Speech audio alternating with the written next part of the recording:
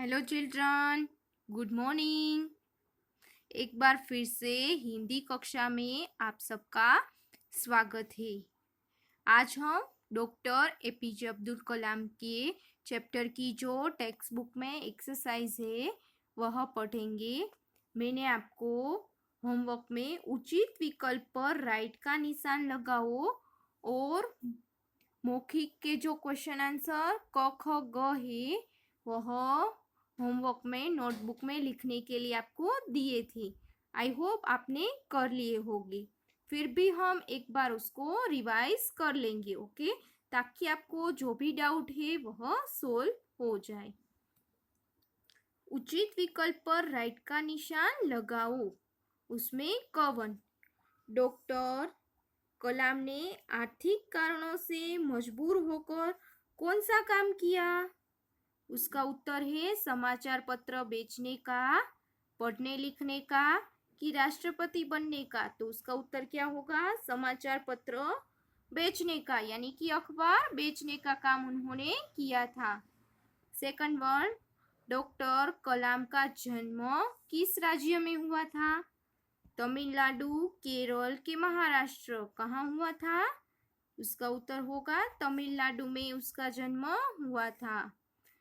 गवन, डॉक्टर कलाम की मृत्यु किस आयु में हुई थी? किस आयु में हुई थी? 84 वर्ष की आयु में उसकी मृत्यु हो गई थी। हमने उसका चैप्टर में यह पढ़ा था कि उसकी मृत्यु कब हो गई होगी। आपने यह होमवर्क में पहले से ही कर लिया होगा। इसके बाद मैंने यहाँ पर फर्स्ट, सेकंड एंड थर्ड वो भी आपको होमवर्क में करने के लिए दिया था। तो आपने नोटबुक में यह क्वेश्चन 3 है वह कर लिया होगा। तो हम इसको भी एक बार रिवाइज कर लेंगे। मौखिक क्वेश्चन फर्स्ट वन, डॉक्टर कलाम का जन्म कब और कहाँ हुआ? उसका आंसर है डॉक्टर कलाम का जन्म 15 अक्टूबर 1931 को तमिलनाडु के रामेश्वरम में हुआ था। डॉक्टर कलाम का जन्म 15 अक्टूबर 1931 को तमिलनाडु के रामेश्वरम में हुआ था।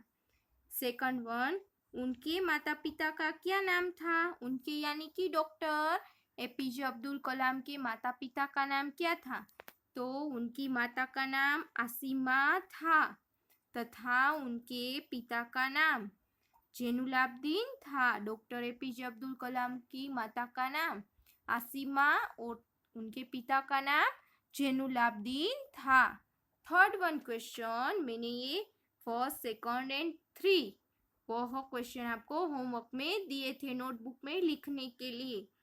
थर्ड वन, इयादुराय सोलोमन कौन थे? तो उसका उत्तर होगा इयादुराय सोलोमन डॉक्टर कलाम के शिक्षक थे। कौन थे? डॉक्टर कलाम के शिक्षक थे। अब क्वेश्चन नंबर 4, आपने यह 3 क्वेश्चन नोटबुक में कर लिए होंगे। अब क्वेश्चन नंबर 4, डॉक्टर कलाम किस तरह के परिवार में रहते थे? तो इसका उत्तर होगा डॉक्टर कलाम एक संयुक्त यानी कि सब मिलजुल कर रहने वाले परिवार में रहते थे। डॉक्टर कलाम एक संयुक्त परिवार में रहते थे, यानी कि सब बहुत सारे लोग मिलजुल कर जो एक ही परिवार में रहते हैं उनको संयुक्त परिवार कहते थे। नेक्स्ट वन, उन्होंने अपनी प्राथमिक शिक्षा कहाँ ग्रहण की? उन्होंने यानी कि डॉक्टर एपीजे अब्दुल कलाम ने अपनी प्राथमिक शिक्षा थी वह कहाँ प्राप्त की थी? तो उसका उत्तर होगा उन्होंने अपनी प्राथमिक शिक्षा पंचायत प्राथमिक विद्यालय रामेश्वर से ग्रहण की। उन्होंने अपनी प्राथमिक शिक्षा पंचायत प्राथमिक विद्यालय रामेश्वर से ग्रहण की है। यह क्वेश्चन आंसर है वह आपको अपनी नोटबुक में लिखने हैं, ओके, होमवर्क में। इसके बाद लिखित क्वेश्चन आंसर वह हम पढ़ेंगे। फर्स्ट वन यानी कि क क्वेश्चन, डॉक्टर कलाम अपने पिता के किन गुणों से अधिक प्रभावित हुए थे? डॉक्टर एपीजे अब्दुल कलाम थे, वह अपने पिता के किन गुणों से अधिक प्रभावित हुए थे? तो इसका उत्तर होगा डॉक्टर कलाम अपने पिता की लगन, ऊंचे विचारों और कर्मठता से अधिक प्रभावित हुए थे। ख. डॉक्टर कलाम ने स्नातक की परीक्षा कब और कहाँ पास की? डॉक्टर एपीजे अब्दुल कलाम थे, उन्होंने अपनी स्नातक की यानी कि कॉलेज की परीक्षा थी, वह कब और कहाँ पास की थी? तो इसका उत्तर है डॉक्टर कलाम ने सन 1958 में मद्रास इंस्टीट्यूट ऑफ टेक्नोलॉजी से अंतरिक्ष विज्ञान में स्नातक की परीक्षा पास की।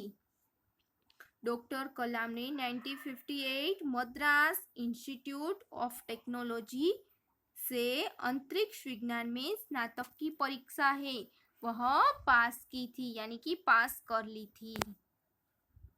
इसके बाद नेक्स्ट वन, गो डॉक्टर कलाम पायलट बनने के लिए क्यों नहीं चुने जा सके? इसका उत्तर है doctor APJ Abdul Kalam pilot बनने की परीक्षा में 9वें यानी कि 9वें स्थान पर आए। इसमें 8 व्यक्ति को ही लेना था। हमने चैप्टर में पढ़ा था कि 8 व्यक्ति को ही लेना था, वो एपीजे अब्दुल कलाम थे, वह 9वें स्थान पर आए थे। इसलिए डॉक्टर कलाम पायलट बनने के लिए नहीं चुने जा सके। इसके बाद नेक्स्ट, डॉक्टर कलाम ने कौन कौन से प्रक्षेपास्त्र बनने में मुख्य भूमिका निभाई? तो इसका उत्तर होगा डॉक्टर कलाम ने SVL तृतीय, पृथ्वी तथा अग्नि नामक यानी कि नाम के प्रक्षेपास्त्र बनाने में मुख्य भूमिका निभाई। इसके बाद लास्ट क्वेश्चन, डॉक्टर कलाम कब राष्ट्रपति चुने गए? वे कब तक इस पद पर रहे? डॉक्टर एपीजे अब्दुल कलाम है, वह कब राष्ट्रपति चुने गए और कब तक इस पद पर रहे? तो इसका उत्तर होगा डॉक्टर एपीजे अब्दुल कलाम 2002 में राष्ट्रपति चुने गए और वे यानी कि डॉक्टर एपीजे अब्दुल कलाम इस पद पर वर्ष 2007 तक रहे। 2002 से 2007 तक वह राष्ट्रपति पद पर रहे थे। आपको यह होमवर्क में लिख लेना है। उसके बाद पेज नंबर 76 पर भाषा को समझे, उसमें फर्स्ट वन क्वेश्चन दिया गया है, निम्नलिखित वाक्यों में विशेषणों को रेखांकित करो और लिखो। विशेषण सबसे पहले किसको कहेंगे वह हम जान लेंगे। विशेषण इसको कहते हैं संज्ञा या सर्वनाम की विशेषता बताने वाले शब्दों को हम क्या कहेंगे? विशेषण। संज्ञा या सर्वनाम की जो विशेषता बताते हैं उनको हम क्या कहेंगे? विशेषण कहेंगे। ओके, तो उसमें फर्स्ट वन है, कलाम ने एक आदर्श जीवन जिया। संज्ञा या सर्वनाम की जो विशेषता बताते हैं उन्हें हम क्या कहेंगे? विशेषण कहेंगे। तो यहाँ आदर्श है, वह विशेषता है डॉक्टर एपीजे अब्दुल कलाम की, तो यह आदर्श है, वह विशेषण है। आदर्श के नीचे रेखांकित और आदर्श, यहाँ पर आपको ऐसे लिखना है। नेक्स्ट, पिताजी के ऊंचे विचारों से मैं प्रभावित था। पिताजी के ऊंचे विचारों से मैं प्रभावित था, यहाँ पर ऊंचे वह विशेषण है, उनको हमें रेखांकित करना है और लिखना है। उसके बाद नेक्स्ट वन, अनुकूल परिणाम प्राप्त करने के लिए कर्मठ बनो।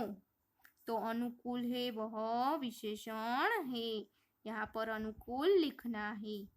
मैं 5 वर्ष की आयु में पढ़ने गया। मैं यानी कि कौन? Doctor APJ Abdul Kalam. यहाँ पर आपको एक चित्र दिखाई दे रहा है, मैं यानी कि डॉक्टर एपीजे अब्दुल कलाम। तो यहाँ 5 है, वह उनकी विशेषता है, इसलिए 5 के नीचे अंडरलाइन और यह विशेषण। नेक्स्ट वन यानी कि लास्ट, भारत परमाणु शक्ति संपन्न राष्ट्र है। तो यह परमाणु शक्ति संपन्न वह विशेषण है, आपको यहाँ पर ऐसे लिखना है। इसके बाद नेक्स्ट वन, सेकंड क्वेश्चन, सही शब्दों से वाक्य पूरे करो। की और की, छोटी की और बड़ी की दोनों की आपको दी गई है, उनसे आपको वाक्य को पूरे करने हैं। फर्स्ट वन यानी कि क, मैं चाहता हूँ खाली जगह आप मेरे घर अवश्य आए। तो इसका उत्तर होगा कि, मैं चाहता हूँ कि आप मेरे घर अवश्य आए। सेकंड, सीताराम की पत्नी थी, सीताराम की पत्नी थी। हमारे संस्कारों की नींव पर हमारा चरित्र बनता है। और ग, मैं पिताजी की लगन से प्रभावित था। यहाँ आप अपने आप भी कर सकते हो। ओके। थर्ड वन, पूर्ण विराम। पूर्ण विराम किसको कहेंगे? यहाँ पर इसका एक चिन्ह दिया गया है, देखिए, देख रहे हो आप, यह पूर्ण विराम का निशान है। वाक्य के पूरे होने पर लगता है। पूर्ण विराम कब लगता है? तो कोई वाक्य होता है वह पूरा हो जाता है तब यह लगता है। नेक्स्ट, अल्प विराम, यहाँ पर इनका चिन्ह दिया गया है। आप कोई वाक्य लिखते हो तो आप करते ही होगे, यह बेसिक सब है। जहाँ पर थोड़ी देर के लिए रुकते हैं वहां लगाते हैं। थोड़ी देर हमें रुकना हो, स्टॉप होना हो, वहां पर हम कौन सा चिन्ह लगाते हैं? अल्प विराम का चिन्ह है, वह लगाते हैं। नेक्स्ट वन, प्रश्नवाचक चिन्ह, यह तो आप जानते ही हो, यहाँ पर देखिए से दिए गए हैं। प्रश्न पूछने के लिए वाक्य के अंत में लगाते हैं हम यह विस्मय बोधक चिन्ह, विस्मयादि बोधक चिन्ह यानी कि आश्चर्य चिन्ह, यहाँ पर चिन्ह है वह दिया गया। देखिए, हर्ष, शोक, भय, तृणा, प्रेम, आश्चर्य आदि भाव को प्रकट करने के लिए, हर्ष यानी कि सुख, दुख, कोई भी भाव हो उनको हमें दिखाने के लिए विस्मय बोधक चिन्ह का प्रयोग किया जाता है। ओके। पूर्ण विराम, अल्प विराम, प्रश्नवाचक चिन्ह, विस्मयादिक बोधक चिन्ह। ओके। इसके बाद पेज नंबर 77 पर वाक्यों में से सही विराम चिन्ह लगाओ। हमने आगे देखा पूर्ण विराम, अल्प विराम, प्रश्नवाचक चिन्ह, वह सब यहाँ पर लगाना है। ओके। तो उसमें फर्स्ट वन देखेंगे, क, बच्चों मेरी कहानी सुनो। यहाँ बच्चों के बाद क्या लगेगा? विस्मय बोधक यानी कि ये चिन्ह, मेरी कहानी सुनो, उसके बाद फुल स्टॉप। ख, जीवन में सफलता प्राप्त करने के लिए तीव्र इच्छा। देखिए, हम यहाँ पर स्टॉप हुए यानी कि रुकना है, तो अल्प विराम। आस्था और अपेक्षा होनी चाहिए, इसके बाद फुल स्टॉप लगेगा यानी कि वाक्य पूर्ण हो गया है। गवन, आखिर में क्या बनना चाहता था? देखिए, यहाँ पर क्वेश्चन दिया गया है, क्या बनना चाहता था, तो यहाँ इसके पीछे क्वेश्चन मार्क। क, तुम आखिर चाहते क्या हो? क्या कहते हैं? तुम आखिर चाहते क्या हो? तो यहाँ भी क्वेश्चन मार्क आएगा। इसके बाद क्वेश्चन नंबर 4, वर्ण विच्छेद करो। यह आपने आगे स्टैंडर्ड में भी पढ़ा ही होगा, इसलिए आपके लिए यह इजी है, फिर भी हम एक बार इसको कर लेते हैं। फर्स्ट वन नवंबर, उसमें न, फर्स्ट वन न, न के पीछे हम क्या बोलते हैं? अ, न, तो यहाँ पर अ, फिर वम यानी कि व प्लस अम, फिर ये ब, तो ब प्लस अ, ब ब बोलते हैं तो उसके पीछे हम क्या बोलते हैं, ब, अ लगता है तो यहाँ पर अ। फिर र यानी कि र, और इसके पीछे हम क्या बोलते हैं, र, तो यानी कि र, यानी कि न प्लस अ प्लस व, अम प्लस ब प्लस अ प्लस र प्लस अ। इसके बाद नेक्स्ट न्यायाधीश, तो न्या तो न प्लस या बोलते हैं तो उसके पीछे क्या लगता है, आ, न्या या। फिर या तो यो प्लस आ, या का यो प्लस आ। धी का बड़ी ई, यहाँ पर बड़ी ई की मात्रा है तो ध प्लस ई, धी। श प्लस अ, न्यायाधीश। न प्लस यो प्लस आ, यो प्लस आ प्लस ध प्लस ई, बड़ी ई प्लस श प्लस अ। इसके बाद गवन, आत्म शांति, तो यहाँ पर सबसे पहले आ, हमने आ लिखा, यहाँ पर तो यहाँ पर फिर म प्लस अ, म बोलते हैं तो उसमें क्या लगता है, अ, म, तो यहाँ पर म प्लस अ। शा तो श प्लस आ। ती छोटी ई है, छोटी ती है तो प्लस ई, आत्म शांति, आ प्लस त प्लस म प्लस अ प्लस श प्लस आ प्लस न प्लस त प्लस ई, आत्म शांति।